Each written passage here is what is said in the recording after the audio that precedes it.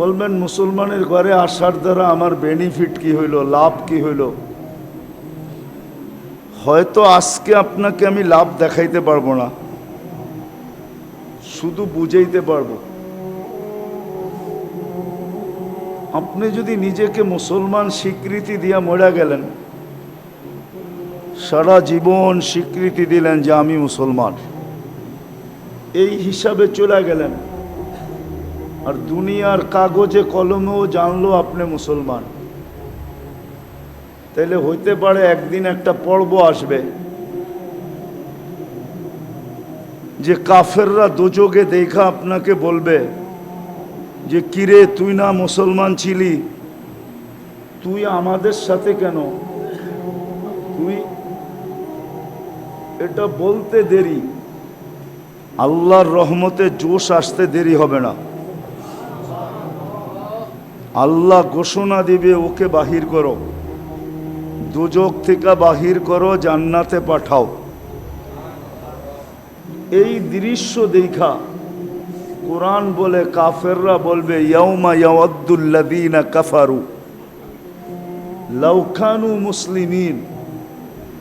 হায় আমরা যদি এদের মতোই নামদারি মুসলমান হইতাম, তাইলে আজকে আমাদেরকে দোজখের থেকে বাহির, আমাদের জন্য দোজখ থেকে বাহির হওয়ার সুযোগ হইতো। কিন্তু আমরা তো এদের মতো নামদারি মুসলমানও ছিলাম না, বিধায় আমরা তো চিরদিনই এখানে থাকব। তো ওদের ক্রিটিসাইজ করার কারণে, ওই যে আপনি সারা জীবন স্বীকারোক্তি দিছেন আমি মুসলমান, কাগজে কলমে লেখছেন আমি মুসলমান, ওই বেনিফিট যদিও আজকে আপনি পান না, আপনি প্রশ্ন উঠাইয়া দিতে পারেন যে মুসলমানের ঘরে আইসা আমার লাভটা কি হলো? তো আপনাকে আমি এতটুকু বুঝাইতে পারবো, কিন্তু দেখাইতে পারবো না। দেখানোর জন্য ওই দিনের অপেক্ষা করতে হবে, যেই দিন কাফেররা বলবে যে তুমি আমাদের সাথে কেন? আমরা তো সারা জীবন অনলাইনে দেখলাম তুমি নিজেকে মুসলমান লিখতে, তুমি মুসলমান বলতে, তুমি মুসলমান স্বীকার করতে, তো তুমি আমাদের সাথে কেন চলে আসলা? ওই দিন বেনিফিট দেখব। তো যেটা বুঝাইতেছিলাম, নিজেকে জাহান্নাম থেকে বাঁচানো, এটা হলো আমার সবচেয়ে বড় ফরজ, দায়িত্ব। শুধু দায়িত্ব না, ফরজ দায়িত্ব। কেননা আপনার পছন্দের যদি মূল্য থাকে, তাহলে আল্লাহর পছন্দের কোনো মূল্য নাই না? নাই। আল্লাহ আমাকে প্রথম পছন্দ করছে মানুষ হিসাবে, দ্বিতীয় পছন্দ করছেন মুসলমান হিসাবে, তৃতীয় পছন্দ করছেন উম্মতে মুহাম্মদী হিসাবে, খায়েরে উম্মত হিসাবে, সর্বশেষ উম্মত হিসাবে, বরং কিয়ামতের দিন আল্লাহর পক্ষে সাক্ষী হিসাবে। আর কয়টা বলবো? 5টা কিন্তু বইলা ফেলছি, আরো 5 ডজন বলা যায়। আল্লাহ কিন্তু আপনাকে পছন্দ করছেন, আপনার রং যেমনই হোক, টং যেমনই হোক, বংশ যেমনই হোক, পেশা যেমনই হোক, এলাকা যেমনই হোক, কথাবার্তা যেমনই হোক, দুনিয়ার ভিতরে আপনি যেমনই হন, আপনাকে কিন্তু আল্লাহ 5 বার বললাম পছন্দ করছেন। আরো 5 ডজন বলতে পারি, সবগুলো আল্লাহর পছন্দের। বিধায় আল্লাহ প্রথম দাবি রাখতেছেন, তুমি তোমাকে জাহান্নাম থেকে বাঁচাও। এটা বাঁচানো ফরজ। যেমন মাগরিবের নামাজ ফরজ ছিল, ইচ্ছা করলে এই এলাকাবাসী, ইচ্ছা করলে মাধবদিয়ালারা, মাগরিবের নামাজে নিজেকে জাহান্নাম থেকে বাঁচাইতে পারত। প্রমাণ দিতেছি আমি, ইচ্ছা করলে বাঁচাইতে পারত, জাহান্নাম থেকে বাঁচাইতে পারত যদি মাগরিবের নামাজে জুমার নামাজের চেয়ে বেশি উপচে পড়া বীর হইত। উপচে পড়া বীর বুঝেন? দারুণ ক্ষমতার অতীত বীর, দারুণ ক্ষমতার অধিক বীর যদি হইতো, আর মাগরিবের নামাজ পড়া 7 বার পড়তো। আমার লগে পড়েন, আল্লাহুম্মা আজিরনি মিনান নার, আল্লাহুম্মা আজিরনি মিনান নার, আল্লাহুম্মা আজিরনি মিনান নার, আল্লাহুম্মা আজিরনি মিনান নার, আল্লাহুম্মা আজিরনি মিনান নার, আল্লাহুম্মা আজিরনি মিনান নার, আল্লাহুম্মা আজিরনি মিনান নার। পড়তে দেরি, জাহান্নাম থেকে মুক্তি হইতে দেরি নাই। ইচ্ছা করলে পারত, কিন্তু জুমার সমান বিরত হয় নাই। কোন মসজিদে হয়েছে বলেন? মাধবদীর এই মসজিদ বাদেই দিলাম, কোনো মসজিদে হয় নাই। যদি মাগরিবের পরে পড়তো তাহলে প্রথম পুরস্কার জাহান্নাম থেকে মুক্ত। বিশ্বাস হয় না? হ্যাঁ, জাহান্নাম থেকে মুক্ত। সুবে সাদে খাওয়ার 1 সেকেন্ড আগেও যদি মারা যায় তাহলে শহীদি মৌত। দ্বিতীয় পুরস্কার, মানুষ হয়তো দিনে মরে নাইলে, ঠিক তো? যদি সুবে সাদেকের 1 সেকেন্ড আগেও মারা যেত তাহলে শহীদি। আর শহীদ হইয়া যে মরে ও যায় কোথায়? কোথায়? তাহলে তৃতীয় হইতো জান্নাতের প্রবেশপত্র। কিন্তু বীর তো হয় নাই। মা বোনরও মনে হয় এরকম আজান শুনতে দেরি, সব ফালায়া থুয়া যায় নামাজের দিকে দৌড়াইতে দেরি করে নাই।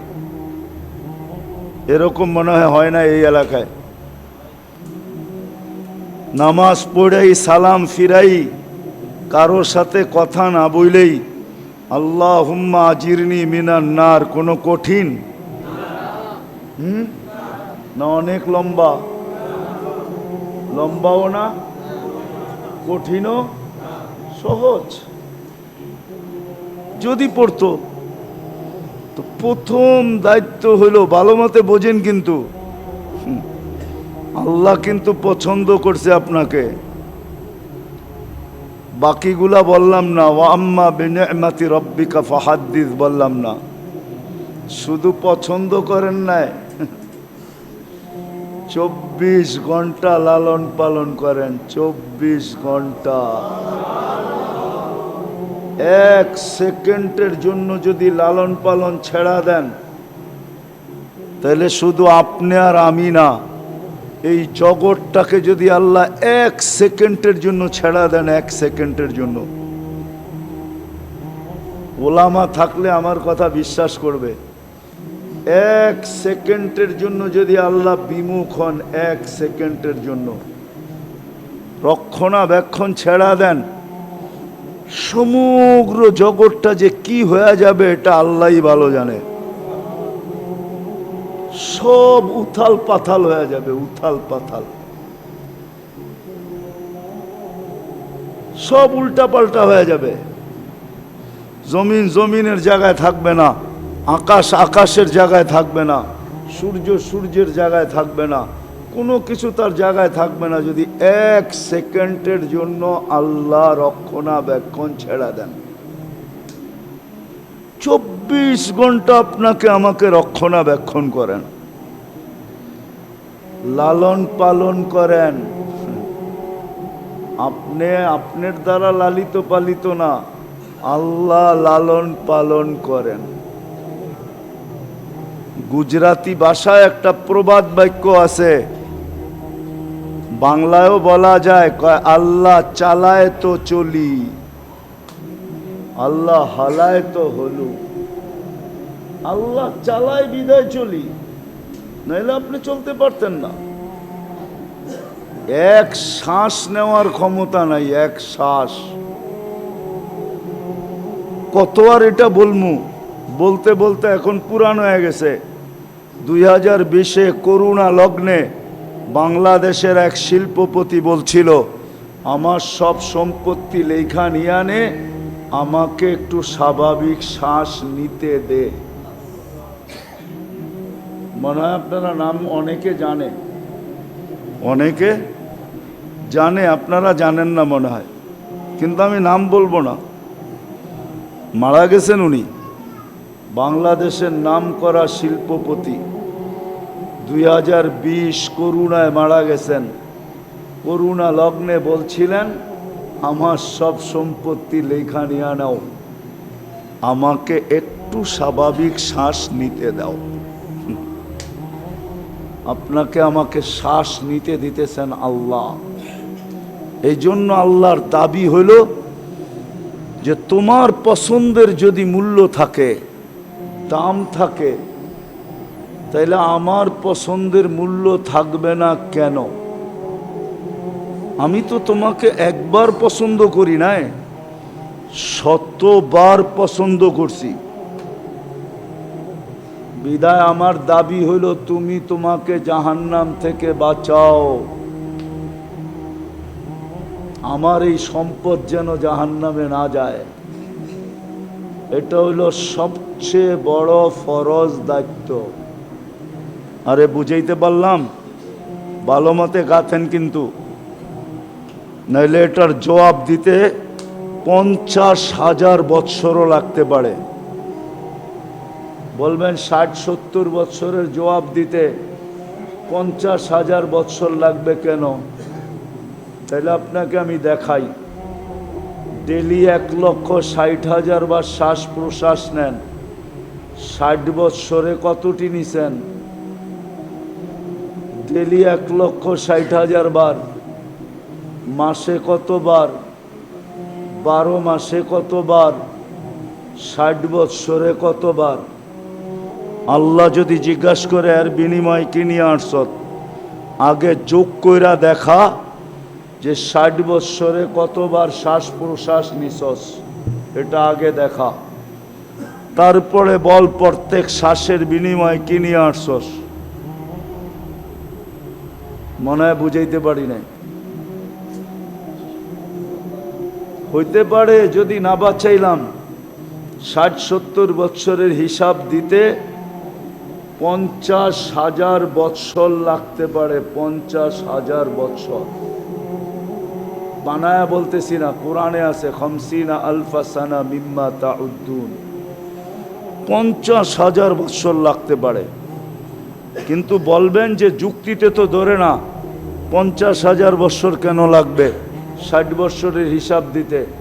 তাহলে যুক্তি দিয়া দেখাইলাম। আল্লাহ বলে বেলি 550 লিটার অক্সিজেন নিছ, বৎসরে 2,750,000 লিটার, 60 বৎসরে কত লিটার নিছ? এটার বদলায় কি নিয়ে আসছো বলো? 24 ঘন্টায় কতটুকু নুন খান? আল্লাহর নেয়ামত কতটুকু বুক করেন? আরে বলেন না, কতটুকু বুক করেন? কয়বার ডেলি আল্লাহ বলেন? আল্লাহ তো বেশি বলে নাই, নিজেকে জাহান্নাম থেকে বাঁচা, এটা তোর উপরে ফরজ।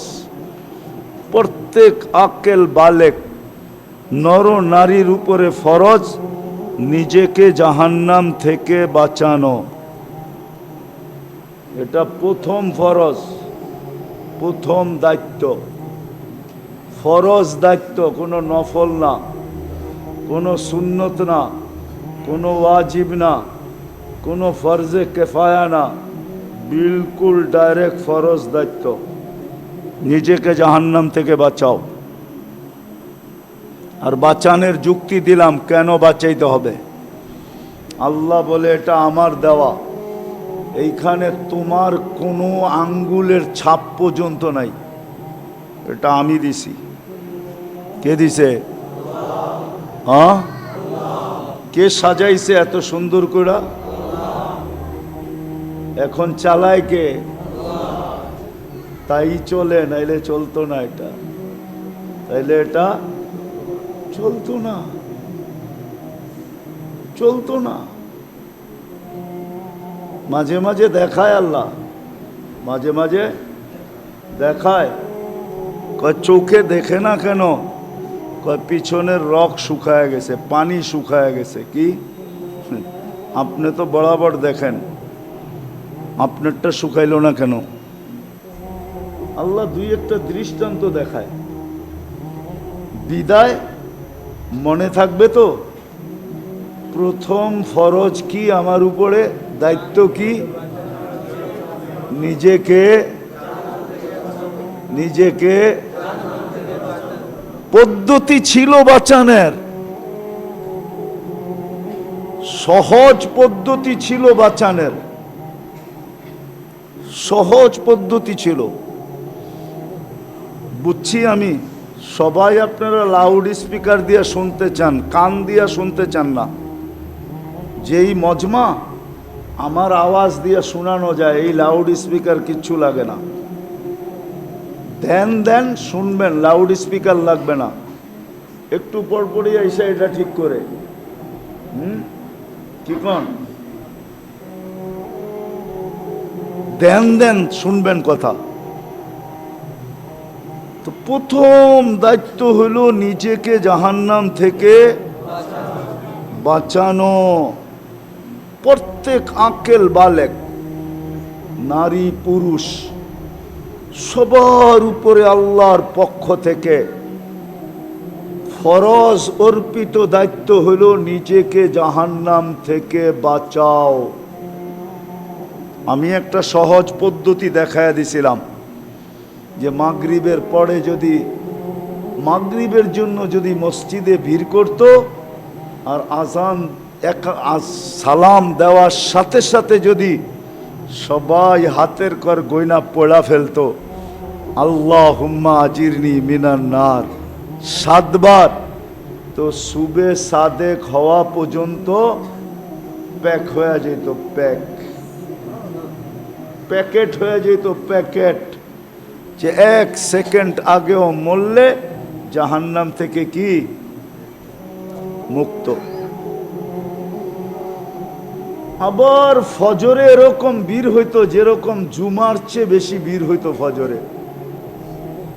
কেন হাদিসে আছে, ফজর পড়া যে আবার 7 বার পড়বে, জাহান্নাম থেকে মুক্তি সূর্য ডুবার 1 সেকেন্ড আগেও যদি মরে, 1 সেকেন্ড আগে জাহান্নাম থেকে মুক্ত। শাহাদাতের মৌত, জান্নাতের প্রবেশপত্র হাতে, জান্নাতের প্রবেশপত্র। কিন্তু মাগরিবে যাওয়ায় তার 10 ভাগের 1 ভাগ তো ফজরে হয় না, এর 10 ভাগের 1 ভাগ মুসল্লিও ফজরে হয় না। তো ভালো মতে দিলে গাথেন। কিন্তু আমাদের দায়িত্ব ঘাম জড়ায়া বলা। এই জন্য বলতেছি, প্রথম দায়িত্ব হলো আমার নিজেকে জাহান্নাম থেকে। কারণও বইলা দিছি, কেননা আল্লাহ পছন্দ করছে আমাকে। বলে না আমি পছন্দ করছি বইলা কথা, আল্লাহ বলে আমি পছন্দ করছি বইলা কথা, দাবি তোমাকে জাহান্নাম থেকে বাঁচাও। দ্বিতীয় ফরজ দায়িত্ব হলো তোমার পরিবারকে জাহান্নাম থেকে বাঁচাও। দরকার হলে পাও ধইরা বাঁচাও, দরকার হলে। এখানে একজন অভিভাবকও নাই বলতে পারবে না যে আমি জাহান্নাম থেকে বাঁচানোর জন্য আমার ছেলের পাও ধরছি, আমার গড়ালাদের পাও ধরছি, একজনও নাই। অথচ চিল্লায় যায় অনেকজনের পাও ধরছে, এরম লোক এখানে আছে। কি রাগ হয়ে গেলেন তাবলিগালারা? চিল্লায় যায় কি করছে? নাই কেউ এখানে চিল্লায় যায় পাও ধরছে, কিন্তু বাড়িতে পাও ধরে নাই। তো ফরজ ছিল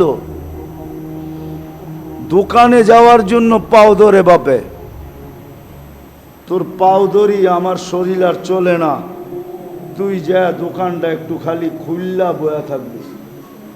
ধরে না? ধরে না? শুধু খুইলা বয়া থাকবি, তোর কিচ্ছু করতে হইব না, বাকি কর্মচারীরা করব, তুই খালি ক্যাশটায় বয়া থাকবি, তোর পাও ধরি, তুই ফ্যাক্টরিতে যা একটু খালি বয়া থাকবি। এটার জন্য পাও ধরে, এর জন্য পাও ধরে না। গড়ালারা একটু বেকা হয়া যদি কয় অটো কিন্তু ডাইকা লাইছি, কাপড় দিয়েও গুছায়া লইছি, বাপের বাড়ি কিন্তু এক্ষণি জামুগা, তাইলে এখানে বহুত আছে যারা কইব পাও ধরি যায়ও না, আমার ইজ্জত আছে। কি কইবেন না? রাগ হয়ে গেলেন? হ্যাঁ, কি পাও ধরবো, কিন্তু জাহান্নাম থেকে বাঁচানোর জন্য পাও ধরে নাই। এটা দ্বিতীয় ফরজ ছিল। দ্বিতীয়, রাগ হয় না আমাদের উপরে, চিল্লা আলারা। দ্বিতীয় ফরজ ছিল আপনার জন্য ঘরের মানুষের পাও ধরা। কেননা এক ঘরের নারী 4 জনকে নিয়ে জাহান্নামে যাবে। 4 জনকে। কয়জন? স্বামী, মা, বাবা, বড় ভাই, সন্তান মা বাবাকে জাহান্নামে ঢুকায়া তারপরে জাহান্নামে যাবে, এর আগে যাবে না। দ্বিতীয় আমাদের দায়িত্ব ছিল পরিবারের লোকজনকে, ঘরের লোকজনকে জাহান্নাম থেকে বাঁচানো। এটা আমাদের দায়িত্ব ছিল, ঘরের লোকদেরকে জাহান্নাম থেকে বাঁচানো। এটা ফরজ দায়িত্ব ছিল, ফরজ। হ্যাঁ বলবেন পাও ধরছি তারপরও হয় নাই, এই দায়িত্ব আর আপনার কাছে নাই। আল্লাহ দেখা ফেলছে, কেরামান কাতেবিন ছবি তুলা ফেলছে যে আপনি পাও ধরছেন, সাধ্য অনুযায়ী চেষ্টা করছেন। আল্লাহ বেইনসাফ না, ইনসাফ করবে আপনার সাথে। তখন আর দায় দায়িত্ব আপনার উপরে বর্তাবে না, দায় দায়িত্ব আপনার উপরে বর্তাবে না। কিন্তু রাগ হয়েন না, একজনও তো এখানে নাই, একজনও তো নাই এখানে যে সন্তানের পাও ধরছে, যে জাহান্নাম থেকে বাঁচাইতে হবে তোমাকে। এটা হলো দ্বিতীয় দায়িত্ব। তৃতীয় আরেকটা দায়িত্ব আছে, আরেকটা, এটাও ফরজ, দ্বিতীয়টাও ফরজ। তৃতীয় আরেকটা দায়িত্ব আছে, তৃতীয় আরেকটা দায়িত্ব আছে, এটাও ফরজ।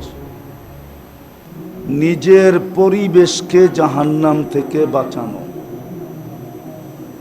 নিজের পরিবেশ বোঝেন তো? নিজে যেই মহল্লায় থাকেন, এলাকায় থাকেন, ওই এলাকার পরিবেশকে জাহান্নাম থেকে বাঁচানো। কেন আপনি যদি চেষ্টা না করলেন, আর যদি আযাব আসলো, তাইলে ওই কথা সত্য হবে।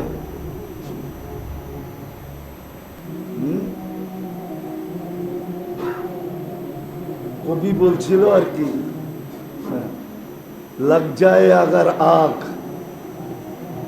যদি পুরা মহল্লা আগুন লেগে যায়, তাহলে সমস্ত ঘরই কিন্তু পুরার আশঙ্কা হবে, ঠিক না? সমস্ত ঘরেই পুরার আশঙ্কা থাকবে, হবে। কেননা এই মহল্লায় তো আমার ঘর একলা না, আপনার ঘর একা। আপনার ঘর তো একা না।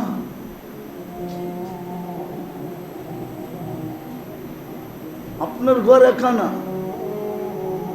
এই জন্য তৃতীয় ফরজ দায়িত্ব হইল নিজের মহল্লাকে জাহান্নাম থেকে বাঁচানো। আমি আর দূরে নিলাম না, দূরে নেওয়ার অভ্যাস নাই আমার, এই জন্য দূরে নিলাম না। কমসে কম নিজের মহল্লাকে জাহান্নাম থেকে বাঁচান, নিজের ইউনিয়নকে বাঁচান, নিজের পরিবেশকে বাঁচান। এই তিনটা দায়িত্ব প্রত্যেকের উপরে। কেননা আপনাকে আমাকে আল্লাহ পছন্দ করছে, আল্লাহ। এই তিন দায়িত্ব যদি পুরা না করলাম, হতে পারে কিয়ামতের দিন দাঁড় করায় দিতে পারে। আর ওই দাঁড়ানোটা 50,000 বৎসরেরও হতে পারে। আলা কুল্লুকুম রাইন ওয়া কুল্লুকুম মাসউলুনা আন রায়াতিহি। প্রত্যেকে দায়িত্বশীল। কু আনফুসাকুম ওয়া আহলিকুম নারা। তোমাকে বাঁচাও, তোমার পরিবার পরিজন